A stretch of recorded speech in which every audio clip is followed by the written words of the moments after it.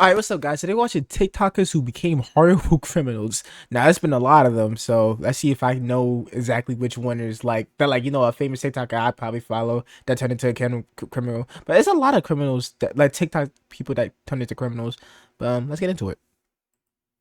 TikTok. The app where people would post anything from dance videos, funny videos, tutorials. But what are the chances that someone who's Yup, popped up on your this guy. I heard he kidnapped someone and then like killed him or something like that. Or threw him somewhere. For You page is actually a criminal? Well, today we're going to be talking about TikTokers who became horrible criminals. Today we're covering murder, robbery, sucker punching random strangers for views, Wow. and even a case of a TikToker faking cancer. So sit back, relax, and enjoy this video. Yo, it's cause how often they do that though. A lot of people that are content creators fake that they have cancer, and then it's like that's crazy. And they make a fundraiser and scam their fans. Hey guys, welcome back to another video. Today's video is a sequel to a video we made in 2023. I didn't watch part one, but hey, who cares? Like taking my time when it comes to making part 2s of videos, but only because we get a lot more to talk about. Before we actually dive into the topic, I do want to let you guys know that we have a new drop at my website, earldoesn'texist.com, and this is actually one of the designs. See that? It says I don't exist. This is our first drop with Mr. Prada, Murder. 20-year-old Terrion Thomas, Mr. Prada, that's his name. Mr. Prada, was a rising star in the world of social media, particularly on TikTok, where he boasted over 4 million followers. His content, characterized by comedic takes on everyday scenarios involving relationships and school life, resonated deeply with his predominantly Gen Z audience. But it wasn't long until his audience realized they were sort of being played. And how were they being played, you may be asking? Well, Thomas was allegedly stealing already existing content from people. He's like that one dude that was copy and pasting everyone's content. It was like a tall white dude, I believe. He got in a boxing match and he got his ass beat for like copying stuff. I forgot his name though. That was like a long time. It was like 2021, 2020 something. But I heard the only reason I found out about Mr. Prada is because of the fact that bro was like on the news, and also he was literally like he started showing up whenever he did that murder thing. That's the only reason I knew about. I didn't know anything else about him. Notoriously copy other creators' videos, literally shot by shot, and to make it worse, seemed clearly unbothered whenever he was called out. Anyway, all that aside, on the 29th of September of this year, a 69-year-old male's body was discovered along Highway 51, situated between the unincorporated community of Fluker and the village of Tangipahoa, which is on Louisiana's southeastern border. The Tangipahoa Parish Sheriff's Office reported that the body was found partially concealed along the roadside, approximately 60 miles northeast of Baton Rouge, where detectives indicated the victim was employed. The victim was soon identified to be William Nicholas Abraham, what does that mean? Who was a licensed professional counselor, motivational speaker, recording artist, author, and teacher. Abraham was also a former Catholic priest who had regular appearances on local television in Baton Rouge, Louisiana. Oh, wow. The local coroner concluded that he had died from blunt force trauma and classified his death as a homicide. Authorities later discovered surveillance footage that allegedly identified Thomas as the last person who had been in contact with the victim, as he was seen driving his vehicle. And when I say his vehicle, I mean the victim's vehicle. He was then arrested by authorities in Dallas following a warrant issued by the Baton Rouge police. And the arrest wasn't so smooth, as the TikToker had reportedly resisted arrest, backed into the officer's car, and fled the scene. Following this, police searched his apartment, also in Baton Rouge, where they claimed to find evidence of a violent physical altercation along with a significant amount of blood, also unspecified weapons. Witnesses also purportedly observed Thomas dragging an object wrapped in a blue-colored tarp into the therapist's car on the 28th of September, just the day before Mr. Abraham's body was discovered. Interestingly, despite being a person of interest and the #1 suspect, Thomas wasn't arrested for the murder, but rather for suspicion of unauthorized use of a motor vehicle and resisting. Wait, wasn't this case back in 2019? No, not 2015. It was based on 2015, and after that, they I guess they found him because he started doing content and stuff. Damn, imagine keeping that a secret for a whole 10 years. That's crazy.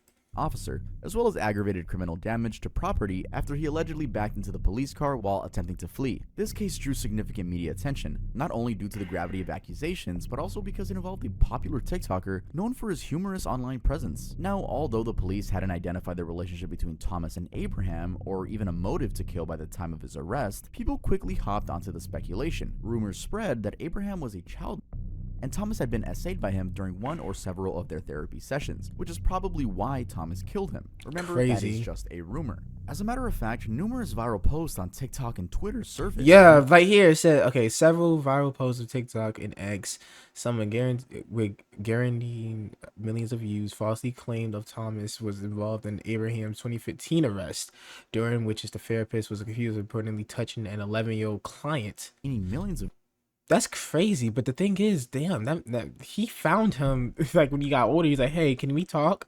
And then like just did it. Views, with claims that Thomas was involved in Abraham's 2015 arrest, where the therapist was accused of inappropriately touching an 11-year-old client. And yes, you heard me right. Though Mr. Prada wasn't involved in the 2015 accusation, there was still a report of CSA against Abraham, though the charges were dropped. As of October of 2024, Thomas remains in custody facing second-degree murder charges while awaiting trial, which is expected to draw significant media coverage. Also, some of his loyal TikTok followers have shared their concerns about Thomas's mental well-being, since it was obvious that he was going through something as signaled by an apparent deteriorating appearance online for the past few months. And just to reiterate one more time, the 2015 report of Abraham touching a child had nothing to do with Mr. Prada.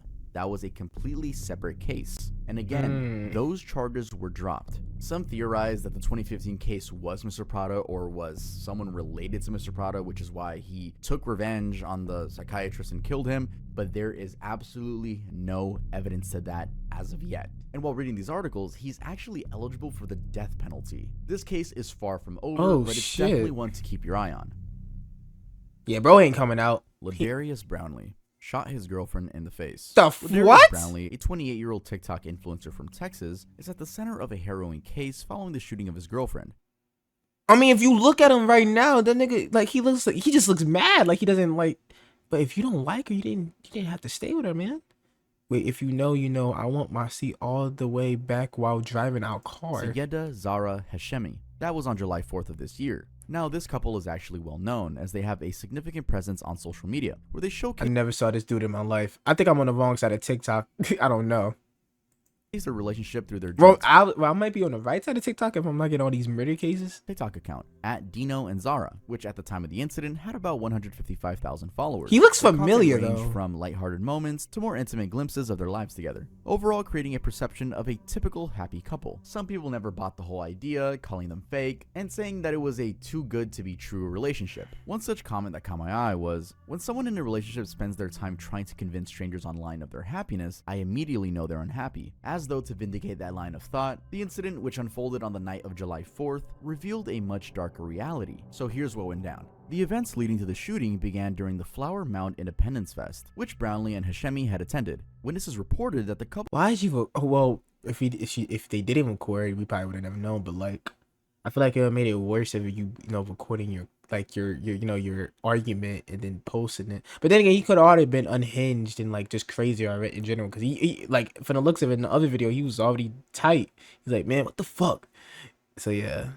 couple was engaged in a heated argument before they got into their car and drove away. However, the confrontation only escalated, and according to police reports, when the car got to the 1800 block of Flower Mound Road, Brownlee stopped and pulled out a handgun, which he used to shoot his girlfriend in the face, right above her eye. A witness immediately called 911, and rescuers and police took over from there. Brownlee was taken in, and although unclear— oh, what the fuck? He got fucked up. He actually confessed to having committed the crime, and also told the police that despite all the funny TikTok videos, he had a physically and verbally abusive relationship with his girlfriend. Now, immediately following the shooting— I'm not gonna lie, I could tell, like, the way, like, bro, he just pushed it for no reason over there. Hashemi had been found lying outside their car in a severely critical condition and was transported to Baylor Scott and White Medical Center for urgent medical care. Her condition was reported as life-threatening, which naturally prompted great concern from friends, family, and followers who had been following their online life. Interestingly, as people, their followers mainly, dug around and did their homework, it was discovered that some of the couple's videos actually depicted their violence, like one where Brownlee was seen putting Zara into a chokehold and punching her. In another clip, Brownlee and Zara were having a conversation where Brownlee seemed to have told— yeah, I was just about to say, like, yo, in the other video, nigga just pushed her, like, hey, man, what the fuck?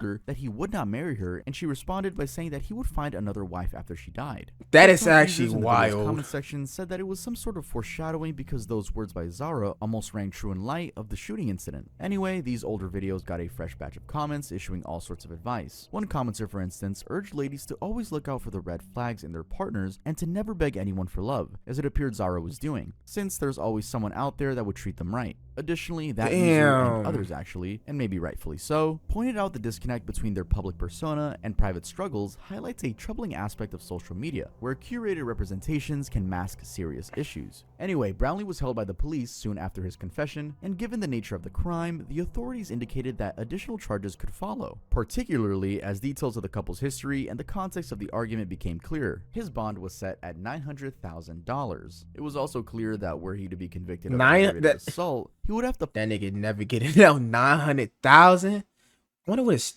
he had to be. Wait, what did it say? What state he was in with the thing in his account? Here. Now this couple is— Oh, Dallas, Texas. Damn.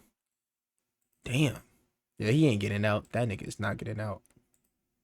His bond was set at $900,000. $900,000. It was also clear that were he to be convicted of aggravated assault, he would have to possibly face substantial prison time. Then, on top of all that, Zara's condition only complicated his legal situation even more. In an update, her sister shared on social media that although— Hi everyone, we wanted to come here and talk about Zara's condition as the story is getting bigger on the news and more people keep reaching out to us. We wanted to speak on her side since social media and the news outlet has gotten out of hand and are spreading rumors of her passing. My sister was shot in the head on Friday, July 5th. She's doing good right now and is awake and stable. But long recovery ahead. It has been tough, but everyone's prayer, she has. Wait, what? Prayer, she is truly a miracle. A week and a half ago, the detectives told us to say goodbye. And today she is awake, sitting up, and took her first steps. Please do not read the comments of any post or believe any story that claim to have statements from any of us. We don't want to release any information about what happened in my sister's relationship without her explicit approval, and deserves her privacy. On the other hand, the racist comments are disgusting. We do not condone any of it. Oh, so I'm assuming because the boyfriend's black, of course, they start saying, "Oh, this is why black people." Blah, blah. That's Yeah, that's gonna happen a lot because of the fact that it also is an interracial couple, and then if one does worse than the other, they're gonna automatically think like it's something about race. So I'm not surprised about that, honestly. But race, wait, this has nothing to do with race. Adding more hatred into the world. We understand everyone is curious, but we have not released any information and would like to keep it private and limit any communication to the news outlets or people outside the family. Thank you for everyone reaching out and praying for my sister and our family. We appreciate everyone understanding. Damn, that's actually truly sad though. So is she like, obviously she's not gonna be the same, but is she okay enough to like, is she like, that shit's traumatic as hell. She just got shot in the face and like now her ex-boyfriend, fucking, I hope ex-boyfriend, I hope she still doesn't like go crave over him, but that shit's sad.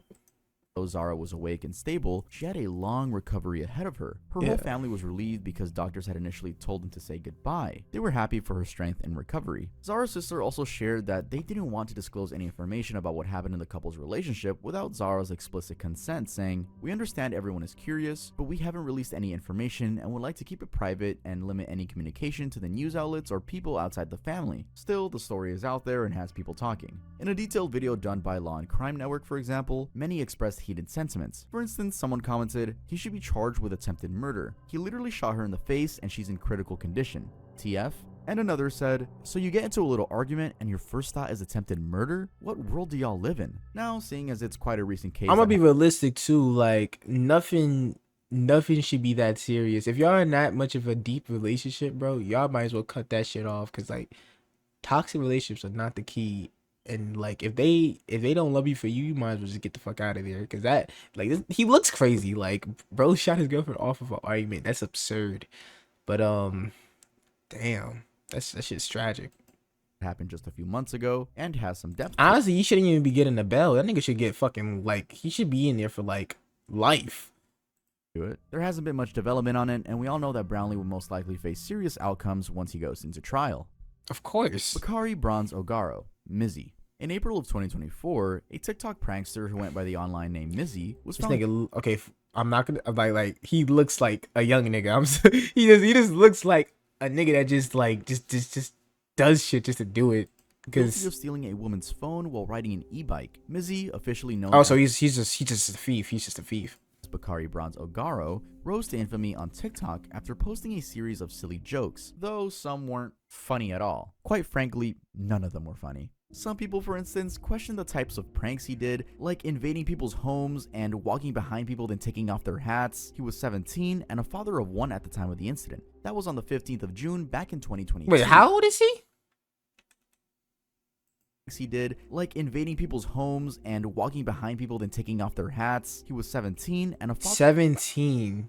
of one at the time of the incident. That was on the 15th of June back in 2022. Yeah, I'm be realistic. He got lucky because if that was the case, you lucky that you got just arrested. Because if you was like, for instance, doing that into someone's house at nighttime or anything that within their home or not, you're gonna get shot. I'm gonna be real. He lucky that he just got into jail for robbery because he probably wouldn't be here to tell the tale. Well, I might be foreshadowing because you never know. You never know. Now, the victim in this particular case was an unsuspecting woman later identified as Ruby Hewitt. She had been casually walking down Highbury New Park in Islington, England, when Mizzy snatched her iPhone 13 as he rode away in his lime green e-bike. The woman said that she had been distracted, texting on her phone, and therefore didn't see the thief's face. That's also because of how fast everything happened. She approximated that the whole incident lasted about 10 seconds, and also part of it was because all she could see was his back. However, despite that, she was very certain that the thief was black because she did see his hand. Anyway, as per her admission, the phone was apparently estimated to have been worth 1,000 euros. She also added that she was left feeling anxious and unsure of her safety by the entire ordeal. Now, Mizzy fled the scene, but the police eventually caught up with him on a different suspicion. Edward Kalber, one of the prosecuting team, said that Mizzy had only been caught because he had already been arrested for an unrelated reason, something that just happened to coincide with the woman's phone theft. Apparently, Mizzy had been cycling suspiciously in a way that suggested that he was trying to get away with or from something, which made police pursue him. When he was eventually caught up with by the police, he threw away the phone behind a bush before being apprehended. According to Mizzy, a friend he was cycling with had given him the phone, and he wasn't involved in the alleged theft whatsoever. He also claimed that his earlier suspicions, like hiding behind the bush and throwing away the evidence, were because he was afraid of the police. Mizzy claimed that at the time he felt uncomfortable speaking with the police because of the negative stereotypes they had in the area. Although Mizzy's lawyer, Karen Weeks, attempted to defend him by claiming that he indeed was scared of the police because of some previous time served, which somehow affected his mental health, the judge wasn't having it. The presiding magistrate, Ms. Fro Kriako, ruled Mizzy's claim as not credible because there had been no mention of any other cyclist at the time of the incident, and stated that she didn't believe that he had run away because he was scared of the police. She thus found him guilty. While sentencing the prankster, Judge Michael Oliver gave the then 19-year-old a 12-month community order and said that he must pay 500 euros in compensation to the victim, further stating that the How much is sentencing would 500 serve to punish euros? him and make reparations of the community at large. People were, however, clearly unsatisfied with the consequences, one saying that the UK needs proper sentencing like the US, since in the US, this type of offense would get at least several years in jail. Another said, theft of property and evading the police, and just left off with essentially a slap on the wrist because it's just a prank, bro? What the hell?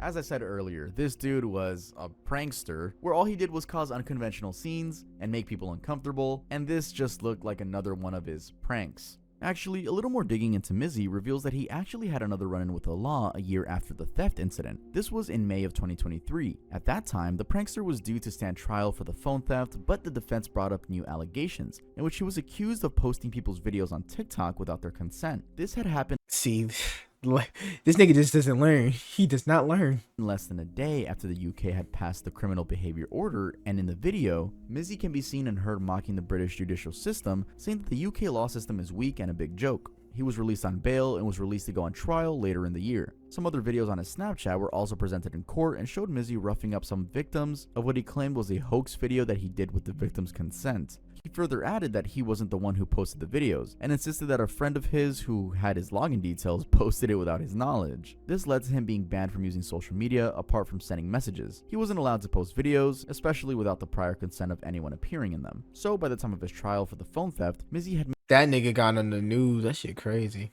made quite the criminal record for himself. In a series of TV interviews though, Mizzy claims to be doing better for himself because he wants to do right by his son and by the mother of his son. He also But the thing is, you doing well. It's not even a prank at that point. If you're just stealing for shit and like you're doing it for fun, like you're literally just doing it for fun and content, in your opinion. So like, I mean, it's good that he's changing. Like he's still like, bro, you could avoid that.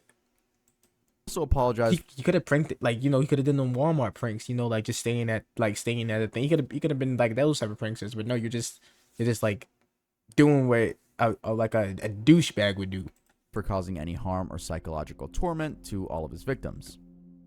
Alfred Lewis made TikToks of him sucker punching random strangers. Okay, what the Alfred hell? Lewis is maybe the perfect example of a prank. Yo, real quick though, why are all these niggas black? Like what? Every criminal in this thing, it's like, wait, when was this released? Imagine it was released on Black History 3 months ago. Okay, this got released in November. Like all these niggas are black, but damn. Wrong after the 19-year-old TikToker was arrested and charged with assault with bodily injury and aggravated robbery with a deadly weapon involving two people on the 26th of October in 20. This nigga is smirking in the back. Wait a minute, that's the kid that Wait, no, I might be tripping because I think there's another kid that killed his friend for no apparent reason. But this dude's smirking in the background. I'm guessing because he's like, I guess he I don't know why he's smirking, but he's smirking. 2023 in Texas. In a video posted on TikTok, Lewis walked up to a victim who was just strolling in the park and randomly attacked him, punching him in the head from behind. The victim just seemed to be too shocked to process what was happening. The clip is quite objectively upsetting, and with a lot of people watching it, a lot of people were outraged. Comments on different uploads of the clip, shared across YouTube, Facebook, Instagram, and almost every social media, just spoke of outrage with sentiments touching on the physical injury and trauma positively caused by the act, and the fact that it happened for no good reason. The outrage was also felt off the internet because apparently the whole of Houston City wanted the guys involved in prison. It would then be confirmed shortly after the incidents, yep, there was more than one, that the Harris County Sheriff's Office had taken over the investigation. Also, the case was a pretty straightforward one since the evidence was there, making rounds online. Lewis was facing up to 15 years in prison, and the judge in his hearing set the bond. Nah, that should be more, bro.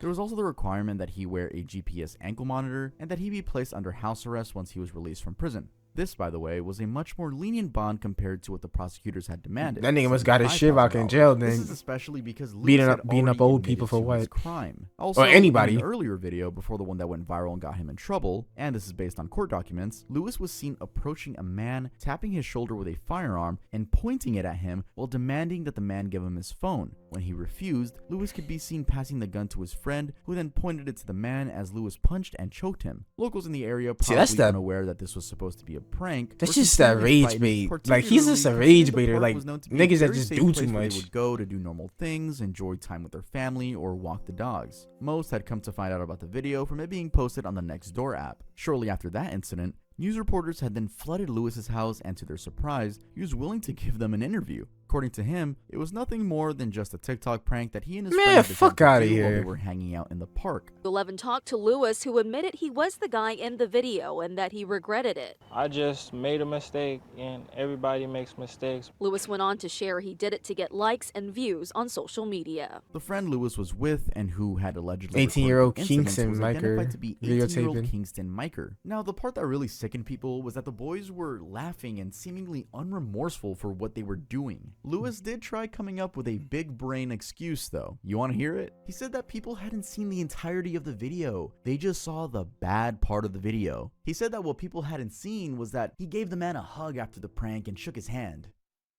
Yep. After punching him. Like what? And even if that is true, the dude was probably just shocked. Wanted to get away from the situation.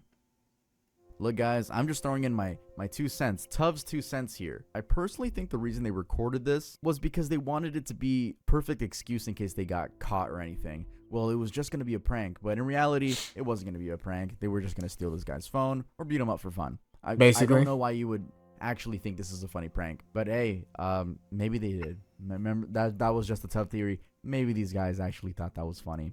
I don't know. Humanity sucks. One Redditor commented, "It was unbelievable that he could say all that with a straight face after literally sucker punching someone." In that same interview where he said that, Lewis also explained that he didn't intend for things to go down the way they did and that his parents were already disappointed in him. Jeez, I wonder why. Now, although Lewis admitted Man, to fuck a disappointment, nigga. You getting your ass beat. You getting kicked out. Cause fuck that. You think you could be bullying people in the streets?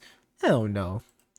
his friend Miker denied having recorded them and instead insisted that Lewis persuaded him to post them on his social media because he apparently had a larger following. Regardless, both of them were arrested and faced similar charges. That was after at least one victim came forward. Again, Lewis did not look remorseful about the whole thing and kept insisting it was just a prank, a silly mistake, and that everyone makes mistakes. He even went ahead to advise other you ain't people gonna let that who one might have thought slide. of doing pranks, urging them to really think about what they're about to do and perhaps not do it at all if the consequences look bad. His neighbors, like Frankie and Patrick, were of the same opinion, saying that they hoped Lewis would get the help he needed and that he could learn a lesson from his time in jail. Also that he was adult enough to know right from wrong. And assaulting people. It looks like he's still in custody and has a court date on December 5th of this year.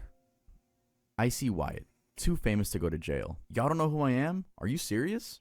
You guys are so fucking annoying. This is what the popular TikToker Icy Wyatt had to say when he was being arrested. The 23-year-old was arrested on the 28th of March in 2022 He's 23. after allegedly assaulting a police officer and a civilian with a firearm. He was Wow. charged with 1 count of aggravated assault with a deadly weapon, 1 account of battery on an officer, and 1 account of resisting arrest. Now, before we get onto the whole incident, it's safe to say Icy Wyatt wasn't new to controversy. Before becoming a TikToker, for instance, he was apparently employed at McDonald's for a day. Yeah, you heard me, for a day. And he lost the job. This is according to his family after he got so high on There's no way that you get a job the first time and you lose the job on the day that you got the job. That's actually, nigga, that's a record. That's a fucking record. Xanax and blacked out. That's when he turned to TikTok. Describing his page as a Chilly. safe space, he would become known for posting videos about him being a quote feminine man who was into girls. Now about the arrest, according to the court documents, Wyatt was driving quite recklessly in Sunrise, Florida when he suddenly pulled over right in the middle of the road. 2 people in another car reportedly approached him to request that he move his car to the side since he was blocking their way. They then drove off. Clearly, that interaction pissed Wyatt off since he followed them to a new. So he's being a pissy man because they could have been an asshole the way he said it, but you don't have to fucking follow him. You just move your car and just go on with it because he was in the way.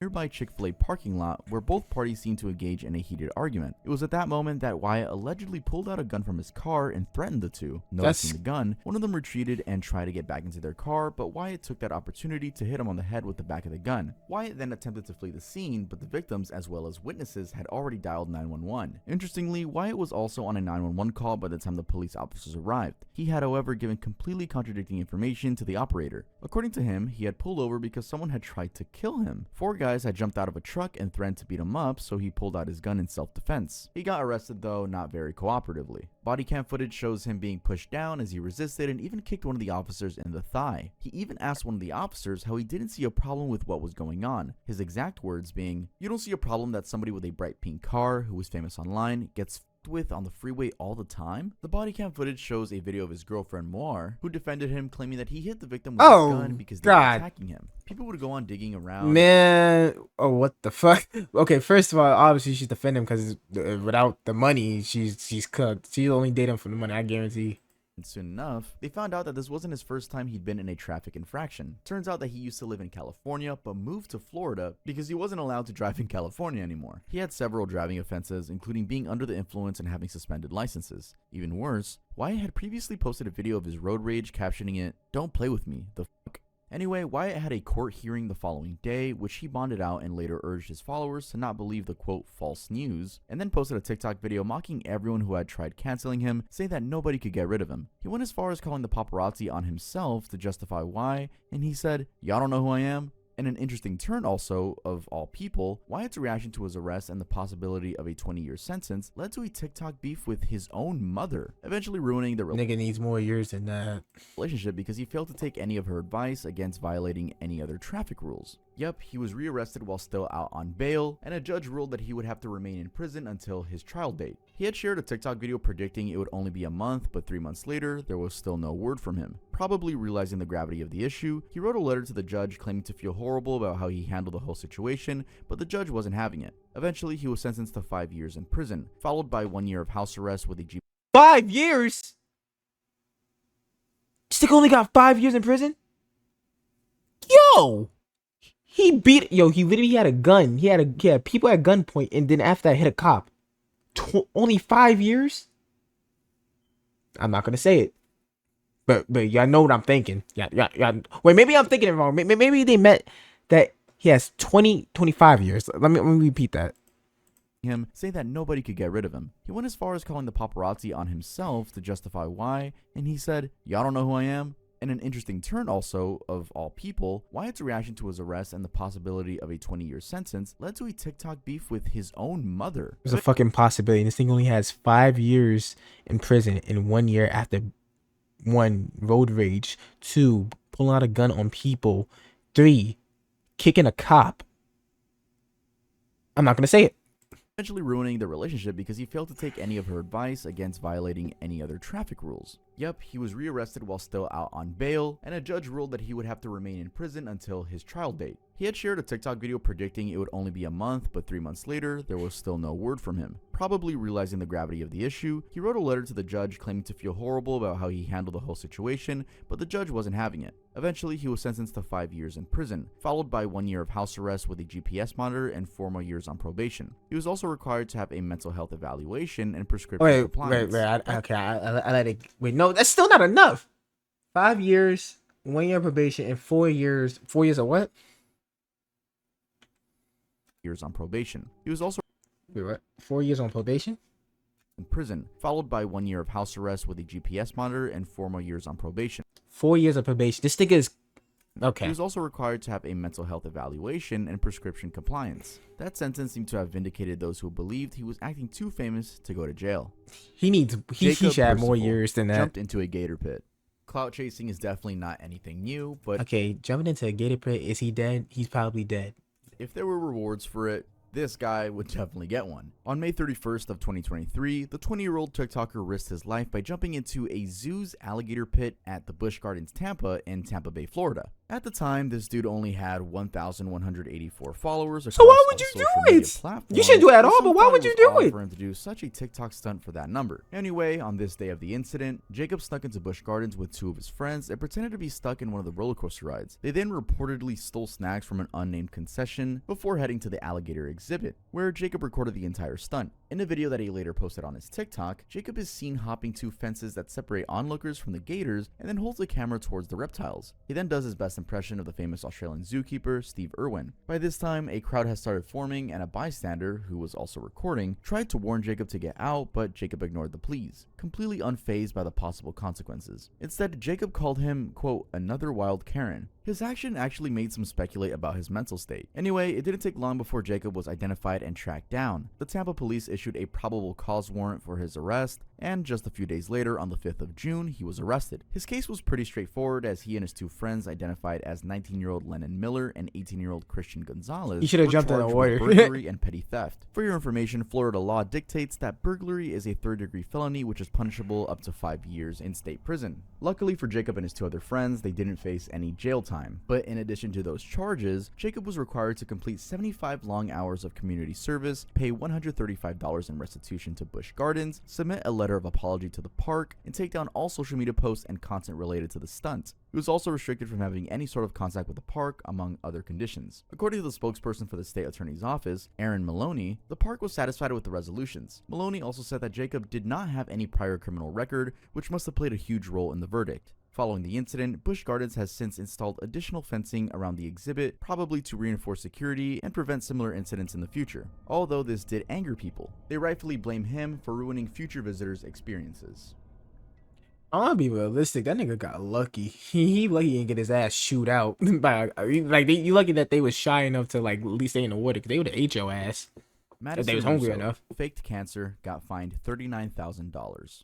Cancer is a big and serious deal. That's why when Madison Russo created I a TikTok remember account this to girl. She faked it, and after that and basically what she was doing was she was like, she didn't look any different because she said she had chemotherapy or something like that, and then people caught that she got caught, and then people got really offended about it. Like, That's what I'm talking about. Like content creators are fucked. Like you don't know who you're watching. You don't know who you gotta like trust that person. Like it's crazy. Just cause like it's so many content creators that fake cancer and like they did a fundraiser and say, oh, like 100K or 150K so I can get the chemo and stuff. Turns out it's a scam, and then boom, just like that. Also, if you hear someone in the background, it's my family. I'm sorry, but that's just crazy, bro. Share the devastating news I wonder where she at now. Is she in her jail? diagnosis with the internet, people naturally were sympathetic to her and even funded her treatment. What appeared to be the saddest part of all of it though was that Madison had not one, not two, but 3 different cancer types, including stage 2 pancreatic cancer, acute lymphoblastic leukemia, and a football-sized tumor that wrapped around her spine. Mind you, these are some of the worst cancers. Literally. As a matter of fact, pancreatic cancer has the lowest rate of survival out of all the cancer types. So who wouldn't feel sorry for this woman? Well, that didn't last long because it was quickly discovered to all be a scam. Now, just a bit of background on her. Madison Russo was born in March of 2003 and went to the University of Iowa. It was during her time in college in 2022 that she allegedly began to feel quote-unquote off, as she experienced sporadic fevers, bloody stools, and random nosebleeds. This eventually led to her seeking medical assistance from her university doctor. In a video she posted, Madison claimed to have received the worst news of her life on the 10th of February 2022 when she got a call from her oncologist, who allegedly told her they had found a mass on her pancreas and that she was suffering from stage 2 pancreatic cancer. Oh, wow. Madison further claimed that she only had an 11% I know it's chance of fake, but living like that's throughout the next fucked. That's 5 years. crazy. Now, interestingly, even this early on to her scam, people were starting to catch on. It appeared, for example, as if she was reading straight out of a script with the way that her eyes were darting to the left of the screen. For someone that was sharing such a personal and devastating story, some argue that this just She's not even seemed looking at the screen. She's looking at the top. Madison would And she's go on looking- to she's looking at the consistently side. create content to give updates on her diagnosis and treatment, even revealing that doctors were unable to perform surgery on her to remove the mass, that it was on the tail of her pancreas, and that attempting to move it would cause more harm than good. Devastated, she added that at just 19 years old, she didn't know if she would ever get to see the day that she would graduate college, get married, or become a mom. She'd then go on with her cancer treatment, which would have included 15 rounds of oral chemotherapy and 90 rounds of radiation. Again, some people spotted a discrepancy I will say, you doing all that. I'm not saying like I don't know anything like I know cancer, but I don't know anything about chemo stuff, like chemotherapy. Don't most times out of 10 you usually lose a lot of hair, like not a lot of hair, but don't you usually lose your hair during like that much like strain of radiation on your body? I'm just saying.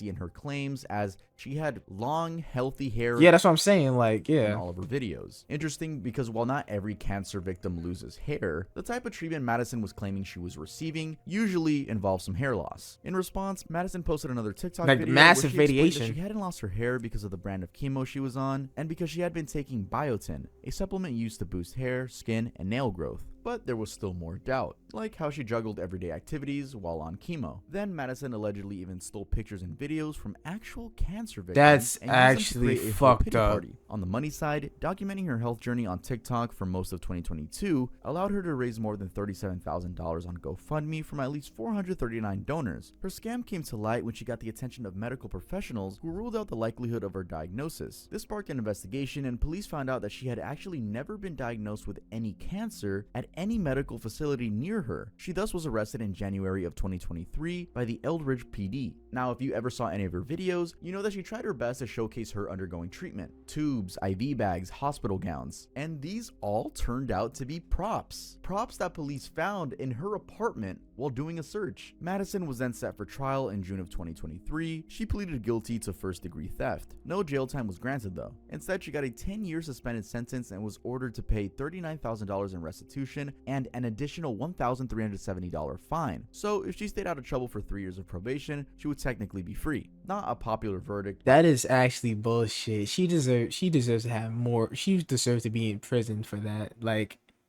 I don't know. Like, her lawyer must be good then, because like you dead ass should not be able to walk out of that.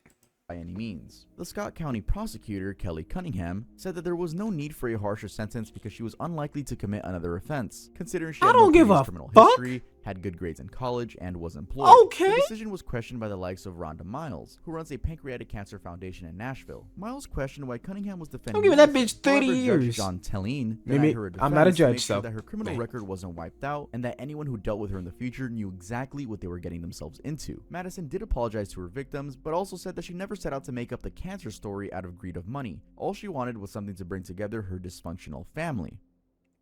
Thomas Brienza threatened to blow up airport, FBI got involved. Numerous content creators base their content Wait, on is that that pranks streamer and that used to videos, and like pretend that sometimes he's they about end to up do funny, something crazy? Other times, they're extremely unfunny. 20-year-old Thomas Brienza is a perfect example of unfunny, to the point where he even got arrested. He threatened to blow up an airport as part of a TikTok prank. Just so you know, Brienza isn't a small creator. He calls himself @TomTheTroll on TikTok and has more than 300,000 followers. Anyway, for someone who self-identifies as a troll, his videos are very on brand. The content is literally just him being a nuisance. For example, harassing workers at Chipotle, approaching the cops claiming that he had committed crimes and that he was a threat, and even inciting crowds to applaud for Diddy, chanting "Free Diddy." It is thus no wonder people have heavily criticized his So he's just a content rage choice. baiter Anyway, and the a incident loser. in question here went down just recently on the 24th of August. This was in Charleston, South Carolina. The Charleston County Aviation officers were on duty at the ticketing area at Charleston Airport that Saturday when Brienza approached them and told them that he, quote, didn't want any trouble, right before claiming he had a bomb and a gun in a car parked outside. He also said that he had fentanyl on him. A bomb is equally, if not more, illegal. Since this was a quote-unquote prank, Brienza was recording the whole thing with a hidden camera, the one in the Ray-Ban sunglasses. The authorities acted quickly and handcuffed him, then proceeded to search his car for the items he claimed to be in possession Not of. gonna lie, They he quickly lucky figured out that it was a he false didn't get alarm. shot. No drugs, no gun,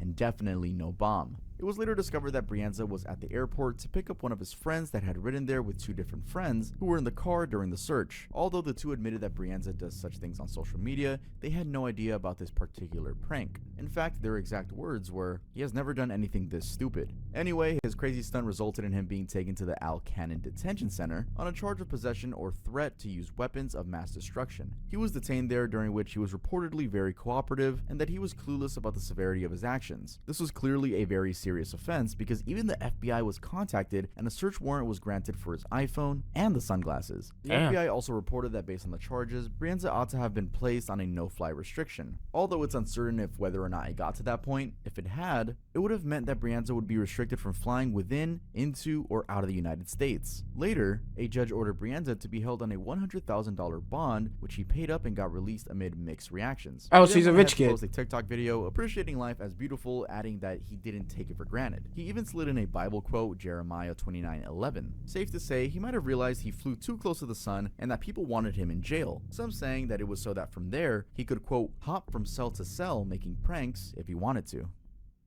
Kylie Strickland flashed kids. Wait, real quick on that one though. He lucky that he didn't get like life for that shit. 'Cause that's crazy. That's actually not life. He's lucky that he didn't. Well, did he get banned off of planes?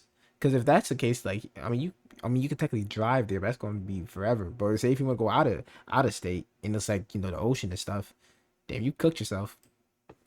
If you want a story that's going to boil your blood, well, here you go. Honestly, everything else we've talked about probably did the same. 30-year-old Georgian. The ones that boil my blood the most is probably the one that shot his girlfriend for no apparent reason. The kid that stole for them, and the kid that fucking punched people for no fucking reason. He's just a dumbass. I'm upset that he only has 5 years he only has 5 years in prison and 4 years in probation for like dead ass pulling out a gun on someone. That's practically attempted murder if you think about it. Or like threatening them with shooting them and then kick the cop. But hey, let him be something else. He's probably gonna get like 20 years. But he's just fucking stupid. He could have died. But that's rage bait. Mr. Potter, I honestly don't know. I don't know the guy, but the same token, like this is still kind of fucked up. But let's see what she did.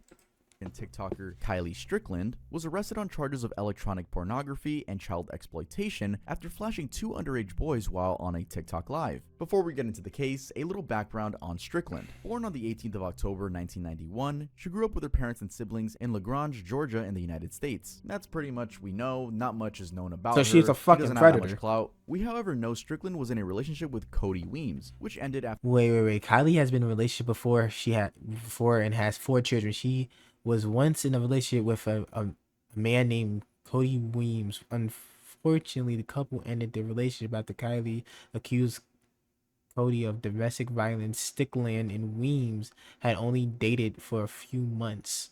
After only a few months of them being together. She had experienced domestic abuse in that relationship. We also know she had 4 kids who were in the custody of their father at the time. Yeah, As 4 for social media kids and ruined content your life. creation, she kickstarted her career in 2019, and it took a couple of years before she could build her fan base. By the time of the incident in 2022, she had amassed more than 200,000 TikTok followers. Yeah, that's kind of contradicting for me to say she has no clout and then say she has 200,000 TikTok followers, but I think we all know that TikTok followers are extremely inflated. Extremely inflated. You have 200,000 on TikTok, that probably means you have a good two hardcore fans. She had started identifying as an influencer and would sell her own merchandise through her brand's website, KylieStrickland.com, which is, the site is since closed. Something else worth noting was that Kylie was not just a TikTok influencer, she was also an OnlyFans model. So what actually happened? Well, on the 30th of June in 2022, Kylie was on a live TikTok stream, which is something she would often do. On this particular stream, she hadn't been alone. Rather, although blurred, 2 little boys who were assumed to have been at least 8 years old at the time could be seen in the pool together alongside her, and another woman who would later be identified as the boy's mom. She did this with At them. first, Strickland asked the 2 young boys if they were having fun, and the younger of the 2 responded that they were having enough fun to see titties. Strickland then said bottoms up, as if attempting to make a toast. What? Asking them if they were ready. It looked like she was just gonna tease them, which is still disgusting, but then she fully lifted her top up, revealing her boobs. She did this not only in front of the 8-year-old boys, I don't know their exact age again, but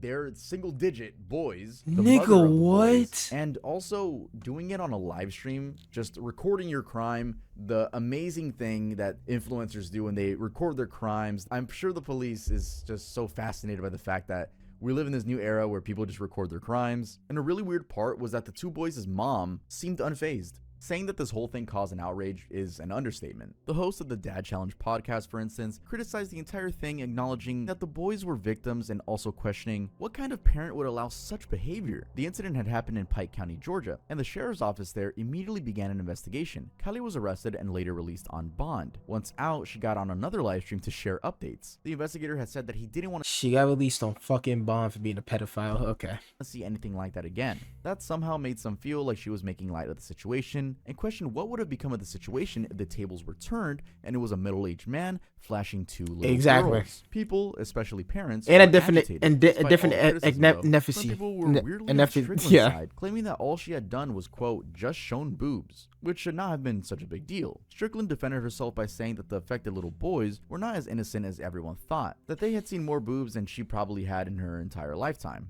Oh my god. Rage bait. Yup. Guys, you heard it here first. It wasn't that bad. Me showing these little kids my private parts is not that bad. They've probably seen it more than I have. They have the internet. Wow. You know what's crazy, guys? That idiots like this exist. Idiots like this exist. Could be your neighbor, could be your family, a family member. It could be anybody. Like, these people are real. They're real people. Remember when she said bottoms up in the video? Well, she also alleged that the boys had been drinking alcohol at the pool even before she got there. She also added that she wasn't responsible for helping other adults raise their children, especially if they were present in the situation. That was alluding to the fact that the mother basically did nothing about the flashing. That never got well received either. Anyway, Strickland got banned from being on any kind of social media platform, and it's quite unclear what became of her. Some online reports claim that she had been put into therapy because she had apparently pleaded to have been drunk while flashing the kids, and that she has since been working at her Oh, don't use that Dollar fucking Tree. excuse now. Alright guys, that's it for this video. If you enjoyed it, make sure to leave a like. If you are new to the channel, make sure to subscribe. If you guys want to buy some of these cool shirts, there's also hoodies and the sweatpants, which I said at the beginning, but Yeah, I hope y'all like, subscribe. Definitely check out this creator because he definitely just showed like a whole trilogy of fucking weirdos. I'm pretty sure he has a part 3. Definitely like, subscribe if you want more content like this, or like want me to react to part 1 and part 3. Definitely comment down below. But yeah, like, subscribe, share this with your friends, and comment down below what's the weirdest criminal that you possibly saw on TikTok. I'm still getting new to this, like, you know, what I want you to say the comments, but like down in the comments. But yeah, comment down below what's the weirdest thing you seen on TikTok. And yeah, honestly, the one that rage bait me the most was probably